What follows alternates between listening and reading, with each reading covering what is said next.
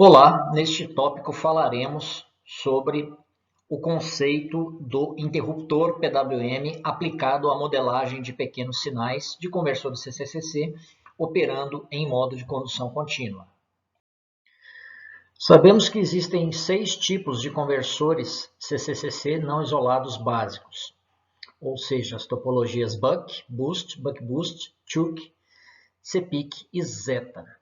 Porém, é razoável afirmar que praticamente todas as topologias que empregam interruptores controlados derivam dos conversores Buck Boost e Buck Boost, inclusive os conversores de quarta ordem, ou seja, os conversores CPIC, Chuck e Zeta, são combinações desses 3 conversores básicos de segunda ordem. Além disso, devemos lembrar que um conversor estático é um sistema não linear variante no tempo. E para que se faça a representação de pequenos sinais, visando obter funções de transferência de interesse, bem como projetar os controladores, normalmente lineariza-se a operação do conversor em torno de um ponto específico. Isso faz com que o controlador projetado seja sintonizado para esse ponto e permaneça estável para uma determinada região no seu entorno. Além disso, Vorpirian verificou no seu trabalho desenvolvido em 1990 que todos os conversores CCCC básicos são constituídos de uma célula básica denominada interruptor PWM, o qual analisaremos na sequência. Como mencionamos anteriormente, topologias mais complexas derivam dos conversores básicos, que, por sua vez, são constituídos de uma célula de comutação. Uma célula de comutação pode ser enxergada como uma combinação de semicondutores e, por vezes, elementos passivos, sendo que esse arranjo pode dar origem a diversas estruturas diferentes, dependendo da forma que os elementos são conectados entre si.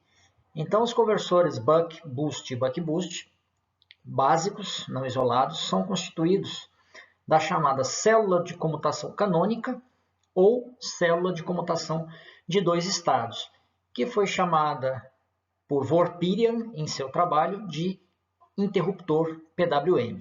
Então, essa célula de comutação ela apresenta 2 estados referentes à condução do interruptor e do diodo. Eles operam, então, de forma complementar. Quando o diodo está bloqueado, o interruptor está conduzindo e vice-versa, como podemos verificar na figura do canto superior direito. E temos também um terceiro estado, que é chamado de estado neutro, no qual ambos os interruptores, os semicondutores, que constituem a célula de comutação de 2 estados, estão bloqueados simultaneamente. Deve-se ressaltar que esse arranjo refere-se à constituição de conversores unidirecionais, mas substituindo-se o diodo por um interruptor controlado, pode-se obter, então, versões bidirecionais das topologias. Nesse slide temos os 3 conversores básicos Buck Boost e Buck Boost. Constata-se que esses conversores são variações topológicas entre si obtidas a partir da mudança de posição dos elementos que compõem o estágio de potência. O que se constata, efetivamente, que eles possuem uma célula de comutação em comum, sendo que essa célula é formada pelo diodo e pelo interruptor e constituída por 3 terminais. O terminal A, ou ativo, é aquele que está conectado exclusivamente ao interruptor. O terminal P, ou passivo, é aquele que está conectado ao diodo. E o terminal C, ou comum, é aquele que corresponde ao nó de interligação entre o interruptor e o diodo. Esse arranjo de 3 terminais foi chamado por Vorpirian de interruptor PWM. Temos neste slide, então, os conversores de quarta ordem, que, por sua vez, são constituídos por dois pares de elementos de filtro, ou seja, dois indutores e dois capacitores. O primeiro desses conversores proposto na literatura foi o conversor Chuck, publicado em 1976 como parte da tese de doutorado de Slobodan Chuck. Ele é composto por um conversor boost na entrada e um conversor buck na saída. O segundo conversor, proposto em 1977, é o conversor CPIC, foi publicado inicialmente em sua versão isolada e emprega esse nome porque utiliza uma única indutância do lado primário que pode ser verificada na topologia correspondente à estrutura isolada. Está desenhado de uma forma um pouco diferente daquela que costumamos ver nos materiais e livros didáticos, porém preserva ainda o mesmo princípio de funcionamento do conversor CPIC. É apenas uma variação topológica que resulta exatamente nas mesmas propriedades da estrutura original. O conversor CPIC ele consiste de uma combinação de um conversor boost na entrada e um conversor buck boost na saída. E por fim, o conversor zeta, que recebe esse nome como uma alusão à sexta letra do alfabeto grego, sendo esse o último conversor proposto em 1989. Consiste da combinação de um conversor buck boost na entrada e um conversor buck na saída. Também está desenhado de uma forma um pouco diferente. Esse rearranjo da posição dos elementos permite verificar que esses três conversores também empregam o arranjo conhecido como interruptor PWM, composto por três terminais. Vorpirian observou nos dois trabalhos publicados na literatura, um para o modo de condução contínua e outro para o modo de condução descontínua, que todos os 6 conversores básicos são constituídos de uma célula de comutação de 3 terminais, que ele denominou interruptor PWM. Então, possui os 3 terminais denominados ativo, comum e passivo, em que D é a razão cíclica e D' é o complemento da razão cíclica.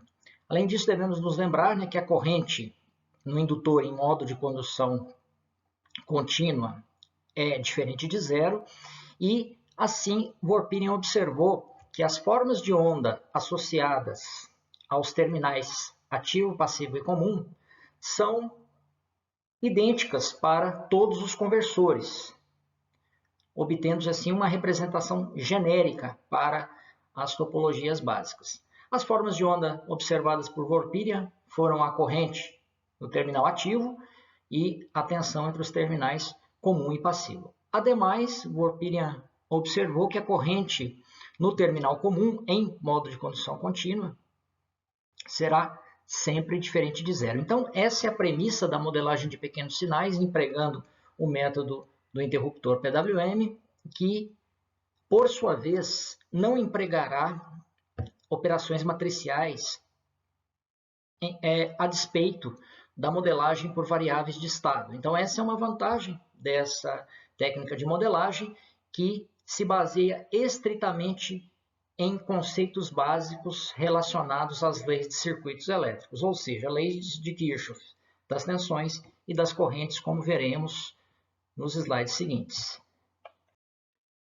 Essas são formas de onda genéricas que podem ser observadas em todos os conversores clássicos não isolados.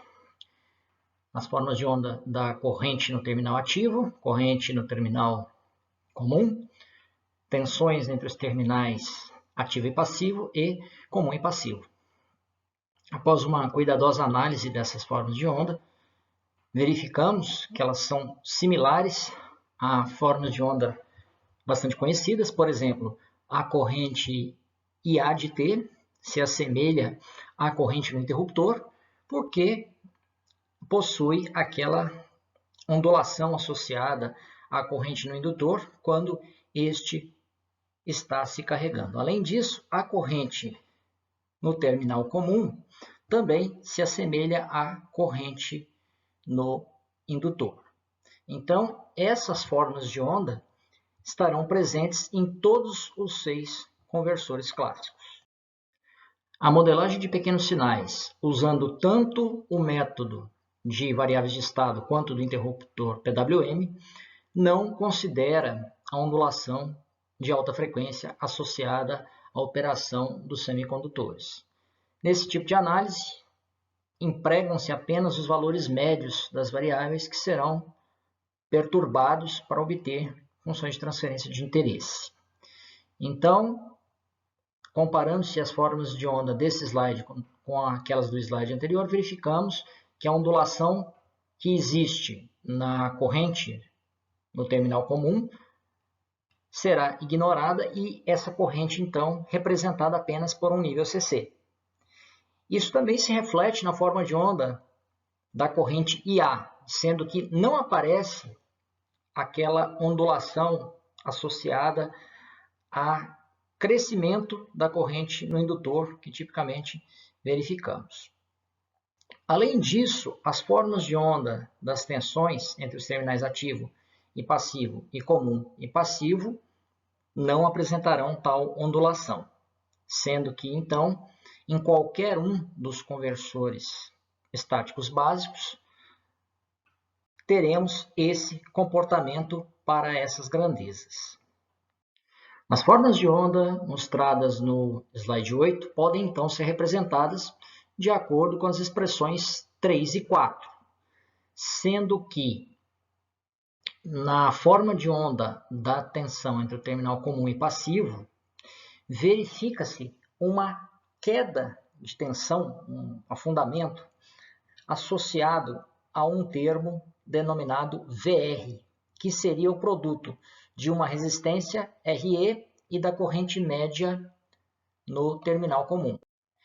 O detalhe é que as formas de onda representadas por essas expressões são genéricas e o valor dessa resistência RE fictícia estará associada à presença de determinados elementos no circuito e, portanto, esse parâmetro assumirá valores representados por expressões distintas. Por exemplo, no caso do conversor Buck, não existe a resistência RE. E no caso dos conversores Boost e Buck Boost, a resistência RE será a resistência equivalente entre a capacitância de filtro de saída e a capacitância da carga.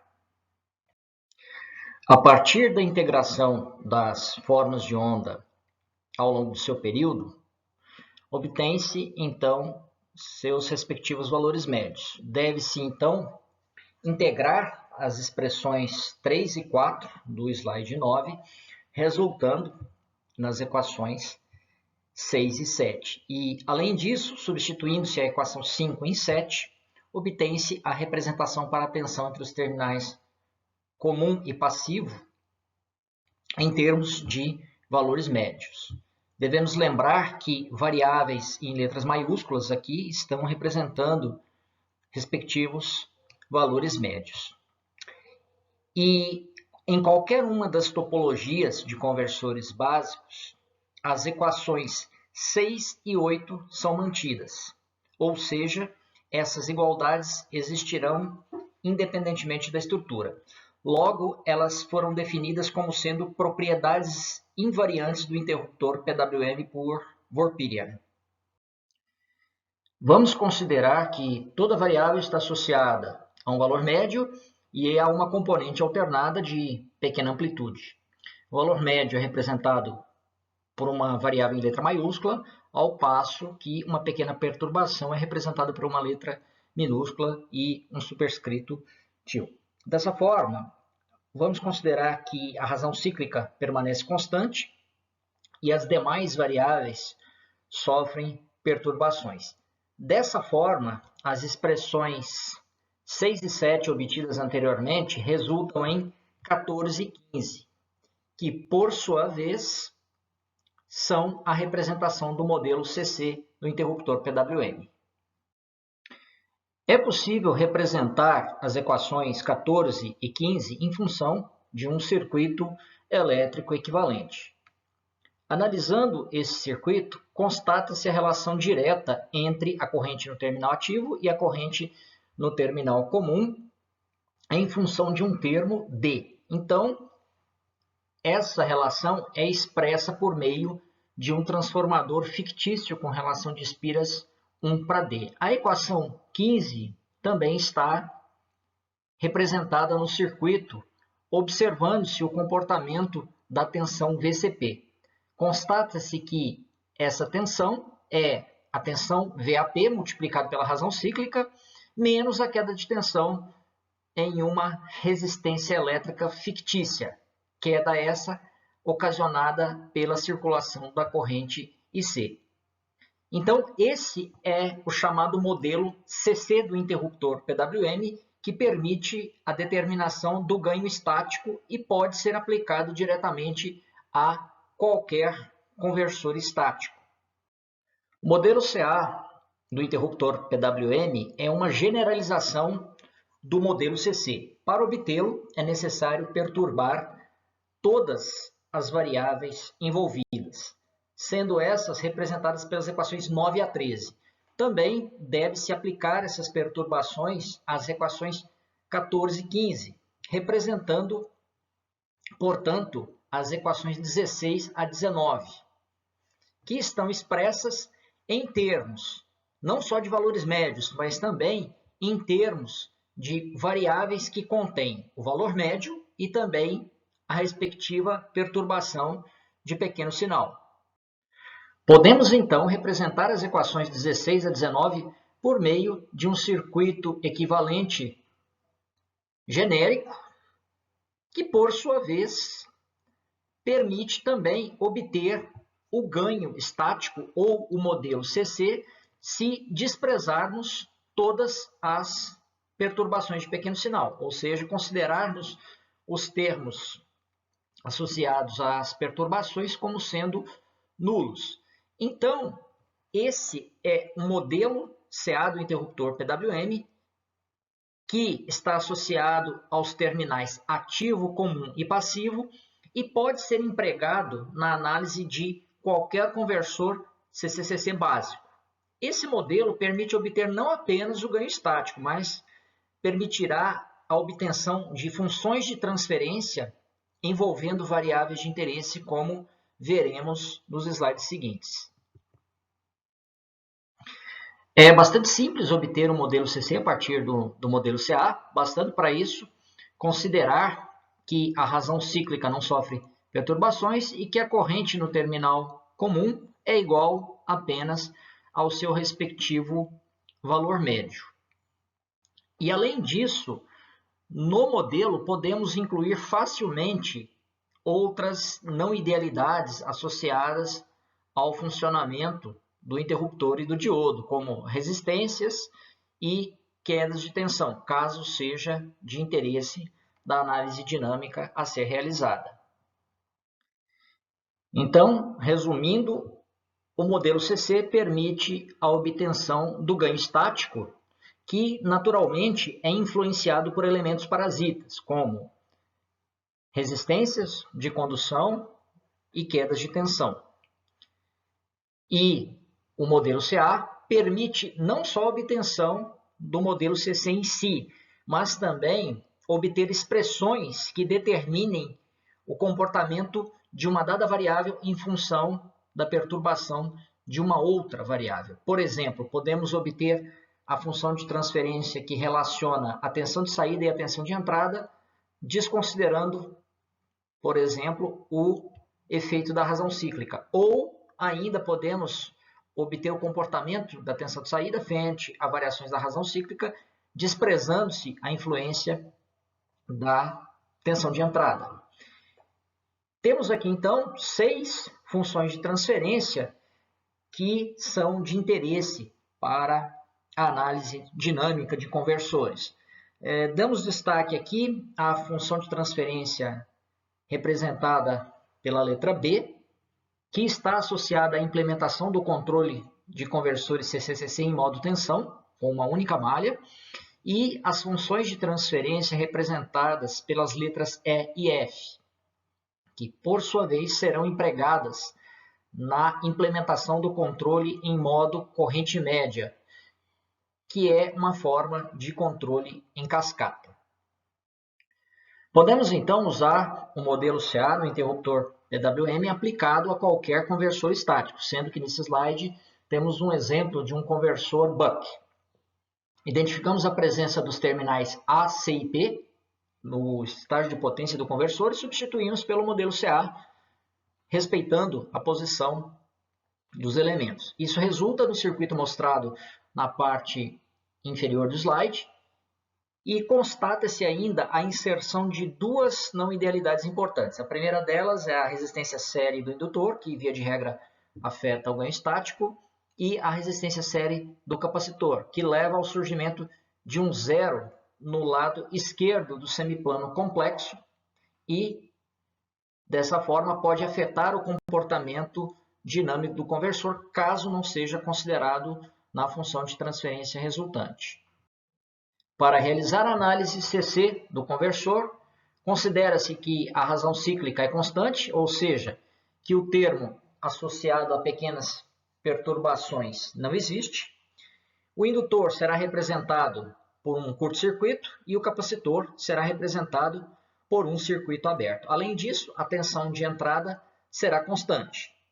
E dessa forma, nós temos ainda aquele termo associado à queda de tensão, verificado nas formas de onda do interruptor PWM como sendo zero. Isso resulta neste circuito bastante simples, que contém aquele transformador fictício, que representa a relação entre as tensões VAP e VCP. Aplicamos ao circuito mostrado no slide 18 as leis de Kirchhoff das tensões e das correntes, resultando então nas equações 20 a 23. Essas são equações bastante simples que resultam da análise de nós e mares. Sendo assim, podemos manipular essas expressões, obtendo-se como resultado a equação 24, que nada mais é do que o ganho estático do conversor. Verificamos, como anteriormente mencionado, que a resistência RL afeta o ganho estático do conversor. E se desprezarmos RL, ou seja, considerarmos esse parâmetro nulo, teremos justamente a equação do conversor buck ideal, representada pela expressão 25. Lembramos lá da análise de conversores CCCC básicos que o ganho estático do conversor buck depende exclusivamente da razão cíclica. E dessa forma, podemos facilmente incluir outras não idealidades na análise CC ou na análise CA. Desse modo, não há necessidade de manipular matrizes, ao contrário do que ocorre com a técnica de modelagem por variáveis de estado, sendo essa, então, uma estratégia mais simples. Agora vamos partir à análise CA, sendo que a primeira função de transferência de interesse é aquela que envolve o comportamento da tensão de saída frente a variações da tensão de entrada. Então, nesse caso, a razão cíclica será constante e vamos desprezar o termo VD. Apenas a tensão de entrada será perturbada, sendo que a essa tensão está associado a um valor médio e uma componente de pequeno sinal VI minúsculo, representando, então, o circuito correspondente ao mostrado no slide. Novamente, a análise desse circuito é bastante trivial e envolve a aplicação das leis de Kirchhoff das tensões e das correntes, resultando nas equações 26 a 31. Substitui-se 26 e 27 em 28, resultando então na equação 32. Aplicamos agora a transformada de Laplace, as equações 29 a 32, para obter uma representação no domínio da frequência, o que permite então obter as expressões 33 a 36 em função de S. Temos que lembrar o comportamento de um indutor e de um capacitor no domínio da frequência, segundo o que está mostrado no slide. Além disso, podemos isolar a corrente de saída e a corrente no capacitor, nas expressões 34 e 35, e substituir esse resultado na equação 33, para obter a corrente no terminal comum. Desse modo, podemos substituir a equação resultante em 36 e, portanto, escrever a função de transferência que relaciona a tensão de saída com a tensão de entrada, segundo a equação 38. Verifica-se que esse é um sistema de segunda ordem, justamente em virtude da presença de um filtro LC de saída no conversor Buck, que já era previsto, a partir da análise do circuito. Uma função de transferência bastante importante para a implementação do sistema de controle em malha fechada é aquela que relaciona a tensão de saída e a razão cíclica, sendo esta empregada no controle em modo tensão.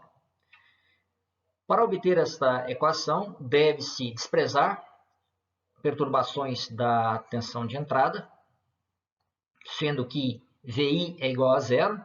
Então, a fonte de tensão de entrada será representada por um curto-circuito e a razão cíclica será perturbada, mantendo-se, então, no circuito todos os termos que estão associados a D minúsculo. Então, realiza-se a análise do circuito elétrico correspondente, que permite, então, escrever a equação resultante. O circuito equivalente é muito simples e resulta nas equações 39 a 42. Lembramos ainda que no conversor Buck, aquela resistência RE fictícia que causa a mudança do valor da tensão VAP no segundo estágio é zero, obtendo-se assim a equação 43 a partir de 19. Além disso, as equações 28 a 31, escritas anteriormente, são válidas para esse circuito, porque representam as leis de Kirchhoff das tensões e das correntes aplicadas a essa análise. Então, substituindo-se 41 em 28, obtém-se a equação 44.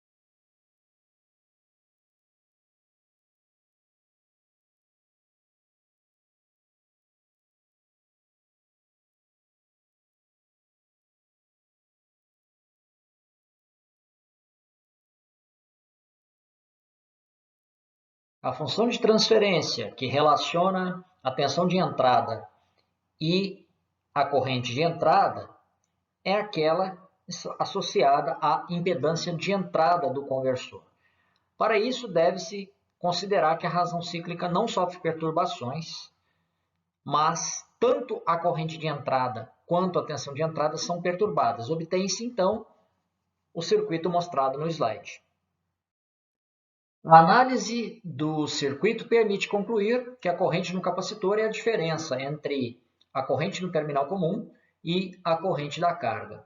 Além disso, deve-se substituir essa igualdade na equação 35, mostrada no slide 22, o que resulta em 48. De forma semelhante, substituindo as equações 27 e 26 do slide 21, assim como 48 na equação 28, obtém-se a relação correspondente a 49. Por fim, devemos lembrar que a corrente no terminal ativo é igual à corrente de entrada, conforme a equação 50. Substituindo-a em 49, obtemos, por fim, a função de transferência desejada. Agora, para determinar a impedância de saída do conversor, que relaciona a tensão de saída e a corrente de saída, devemos curto-circuitar fontes de tensão, abrir fontes de corrente e, além disso, empregar uma amostra de tensão VG representada por aquela fonte CA mostrada do lado direito do slide, no circuito que representa então essa condição. A análise do circuito mostra então que a corrente do gerador, representado por aquela fonte de tensão alternada, é a soma das correntes de saída no capacitor e no terminal comum. E além disso, cada uma dessas correntes pode ser representada em termos das equações mostradas no slide, ou seja, as equações 53 a 55. Substituindo essas equações na equação 52 inicial e rearranjando o resultado, nós podemos então obter a função de transferência desejada conforme a expressão 56, o que é bastante simples. A função de transferência que relaciona o comportamento da tensão de saída frente a variações da corrente do indutor também é muito importante porque é utilizada na implementação do controle em modo corrente, estando associada à malha de controle da tensão de saída do conversor. Para obter essa função de transferência, considera-se que não há perturbações na razão cíclica, mas a tensão de entrada será perturbada, o que tem influência direta na corrente do indutor. Então, isso resulta no seguinte circuito. A equação 38, mostrada no slide 22, pode ser escrita de uma outra forma, segundo a equação 57. Além disso, analisando-se o circuito, conclui-se que a corrente no terminal comum é exatamente igual à corrente no indutor. A corrente no indutor é a variável que está sofrendo perturbações e está relacionada à função de transferência desejada. Além disso, a equação 49, mostrada no slide 27, pode ser rearranjada, obtendo-se então 59. Substituindo-se 58 e 59 e essa equação em 57, obtém-se finalmente a função de transferência que relaciona a tensão de saída com a corrente no indutor. Outra função de transferência relevante é aquela que relaciona o comportamento da corrente do indutor com a variação da razão cíclica, sendo essa associada à implementação da malha de corrente no controle por corrente média, ou seja, no controle em cascata. Nesse caso, considera-se naturalmente que a razão cíclica é perturbada, mas a tensão de entrada permanece constante. Isso resulta no seguinte circuito. No slide 31, obtivemos a equação 60, que pode ser manipulada, resultando em 61. Além disso, a equação 46, mostrada anteriormente, permite obter a equação 62. Substituindo-se 62 em 61, obtém-se a função de transferência que permite a implementação da malha de corrente no método de controle por corrente média. Então, até esse momento, mostramos que a modelagem de pequenos sinais envolvendo o método do interruptor PWM não requer a realização de operações matriciais, como inversão de matrizes, ao contrário da forma de modelagem que se baseia em variáveis de estado. Embora tenhamos apresentado a obtenção de apenas 6 funções de transferência e do ganho estático, é possível relacionar duas variáveis quaisquer nos conversores básicos. Por exemplo, podemos obter a função de transferência que relaciona o comportamento da tensão de entrada e da razão cíclica, bastando para isso perturbar essas duas variáveis e considerar que as demais permanecem constantes. Logo, pode-se inferir que esse é um método bastante simples, essencialmente focado e embasado na teoria de circuitos elétricos, envolvendo somente a teoria básica de circuitos em termos das leis de Kirchhoff das tensões e das correntes.